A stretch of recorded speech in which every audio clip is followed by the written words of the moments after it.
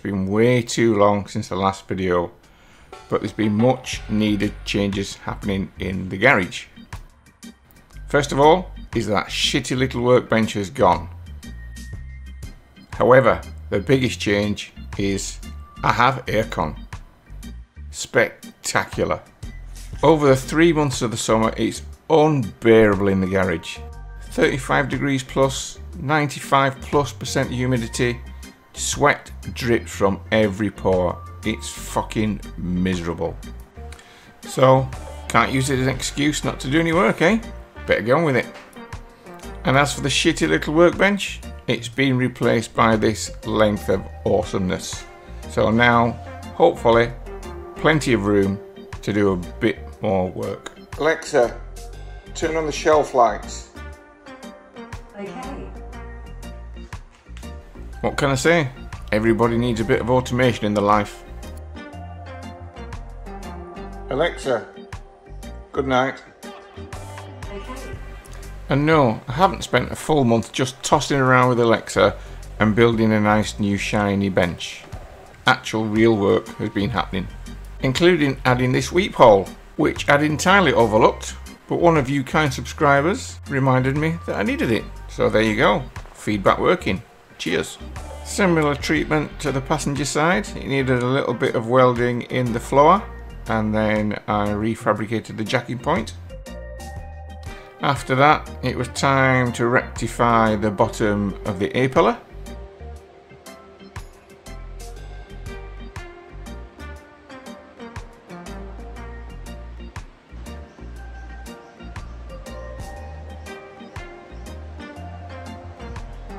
As the car is now on the rotisserie, I was able to revisit the underside of the sill strengthening tube. It's all now fully welded and primed. Happy with that. And then also added the strengthening plate to the bottom of the B-pillar. So that's the updates. So enough of the waffle and on to the content of this video, which is finishing off the floor. And by finishing the floor, I mean connecting and welding the tunnel, and then working out where to cut the floor pan and where to cut the seat base and join them together. And what better way to work out where to cut the floor pan is to have a look where the original is cut. Have a look at some reference points, transfer that over onto mine. However, the first two reference points, all good. The third reference point, there's a little bit more of a gap on mine than on the original. But if we look closely at this section on mine, it doesn't actually appear on the original. So this is the section that Audi cut out to shorten the original. However, this is where my floor pan is currently cut, and this is where I need to shorten it. This is the section that Audi cut out, roughly. And this section goes right through where the prop shaft bearing mounts are and the handbrake mount. Anyway, doesn't matter. Long story short is I can't use the underneath of the original as a reference on where to cut mine. So, back to the drawing board.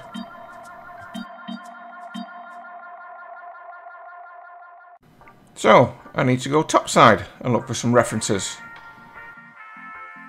Front edge of the seat lies just behind the B-pillar, and the riser from the floor pan to the seat base is just in front of that. If I'm using the seat as a reference, then I can use the seat mounting plates to take some measurements from and work things out. But to do that, the back seat has to go in. That would have been easy, but some numpty has welded some brace bars in the way. Now, while I'm fucking about trying to get that in, just a note on where we're cutting this floor. It's not critical to get this millimetre perfect, as it was with the shell. However, it'd be nice to get it as close as possible. If it's too far forward, I just limit the amount of space for the seats. And if I push it back a few mil, there's nothing that it'd interfere with underneath, so all good. Basically what I've got to work out now is how far back to put these hangers So the seat front sits just behind the B-pillar.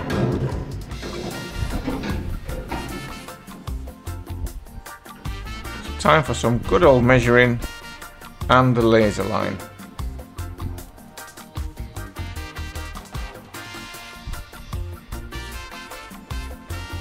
The laser line is marking the front edge of the seat as it sits.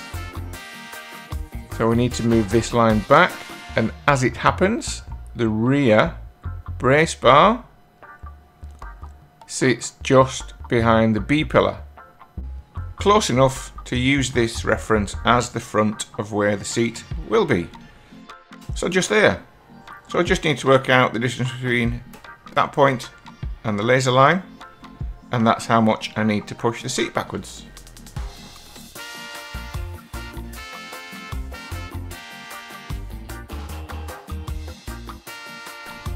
£170mm it is.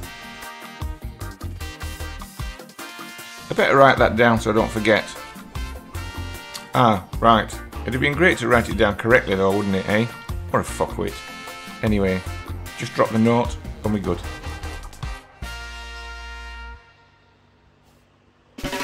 Just need to mark and position the hangers 170mm back, and that will set the seat position in the correct place.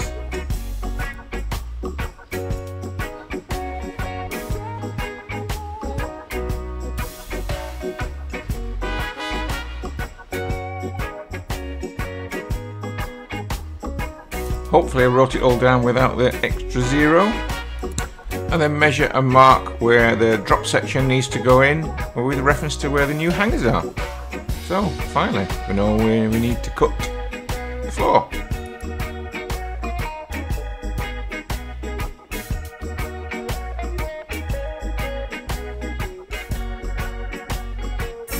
This is always the nervous bit, chopping bits off that you can't put back.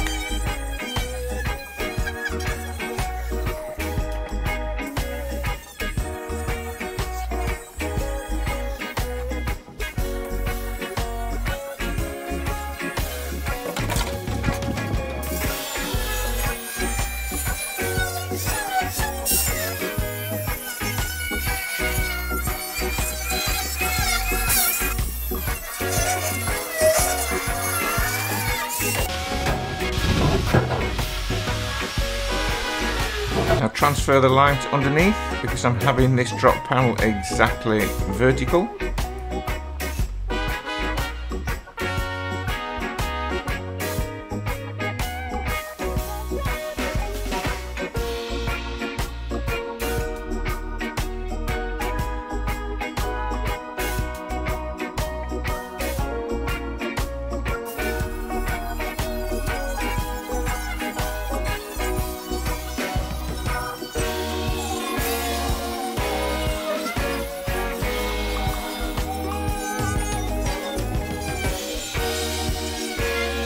Not cutting the whole tunnel out, I'm leaving a little bit in to fashion some flanges that I can then plug and seam weld, make it nice and strong.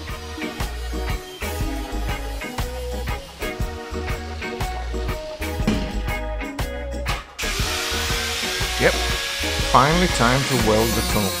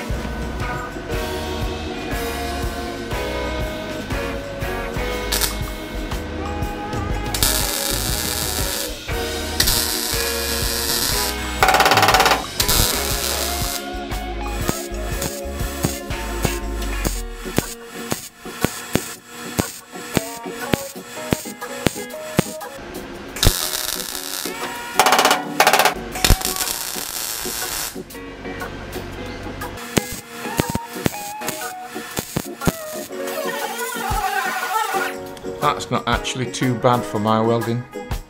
I'm okay with that.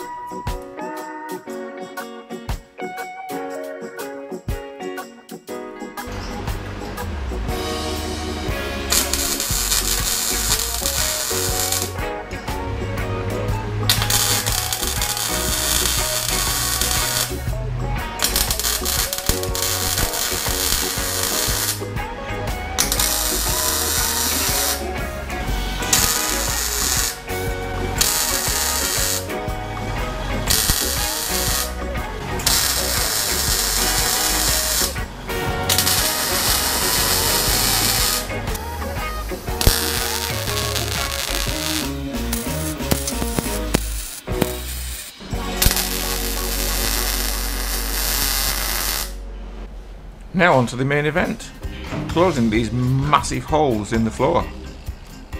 So the aim here is to fashion up a sheet of metal, stick it through the hole so it protrudes on both sides. That'll give me a really good edge to weld it up to. And once all the welding's done, I can cut that back and grind it back and make it look lovely and pretty, even if my welding isn't.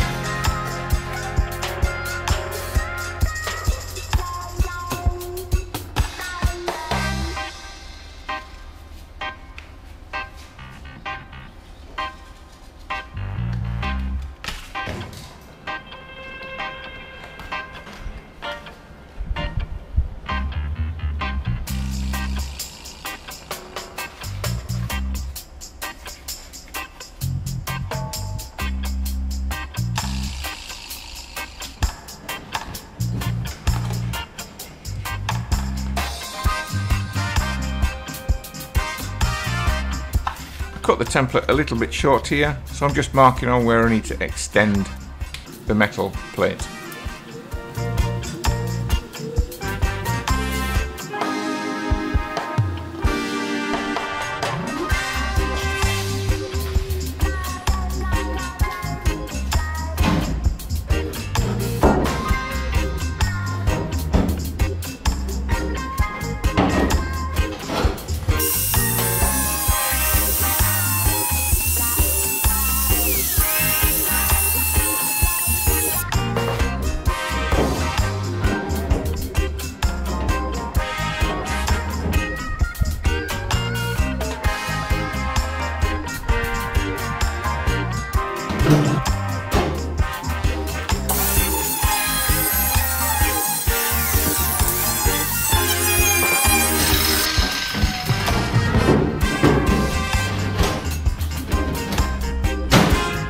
So I'm happy with the way that fits, and I'll just mark and trim off the main portion that I don't need, but yet still leave a good proportion to overhang to weld up to.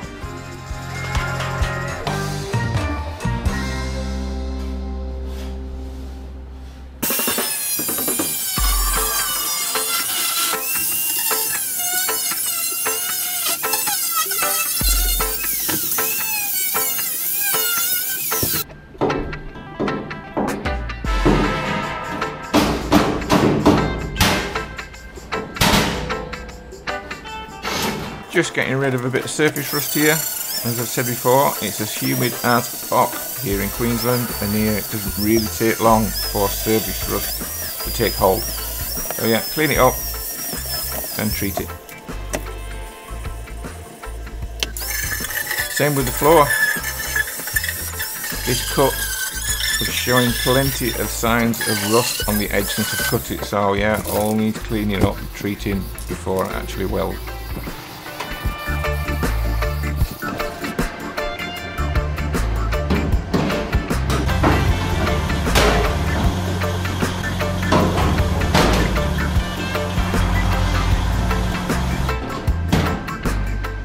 this will be by far the biggest expanse of welding I've attempted, so wish me luck.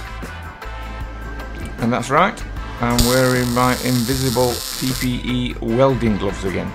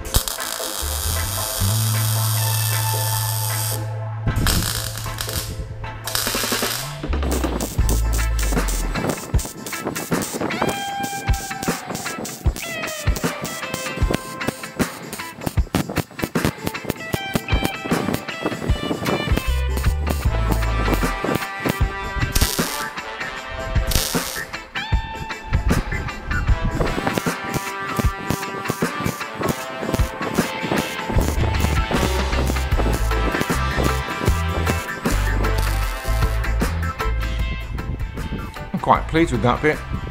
Just hope the rest of it goes okay.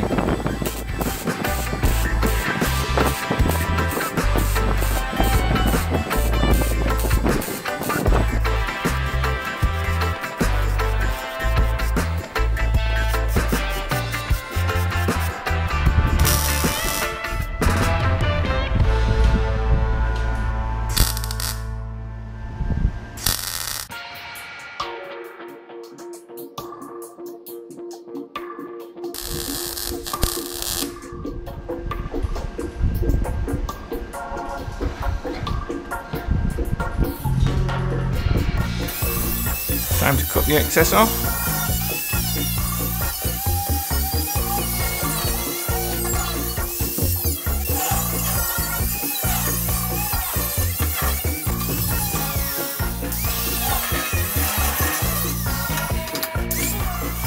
Grind it back a bit.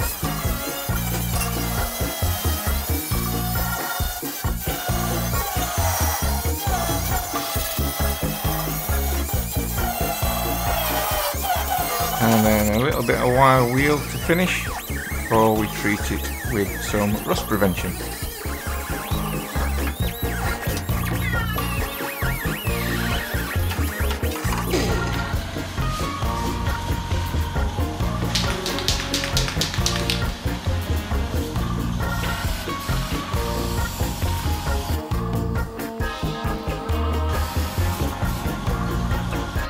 Same procedure for the inside.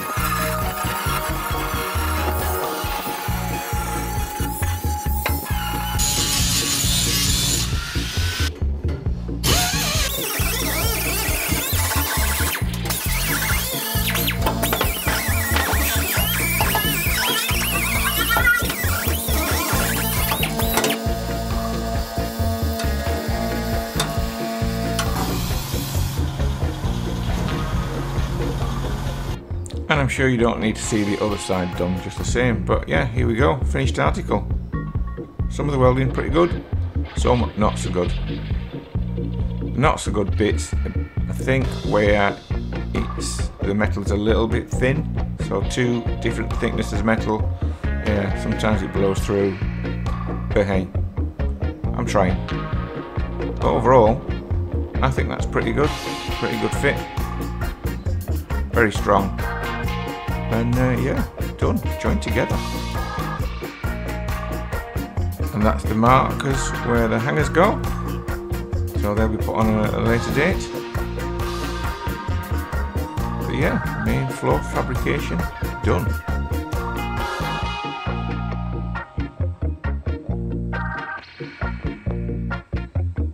And yeah, so that's your lot for this video. Again, thanks for watching. Cheers.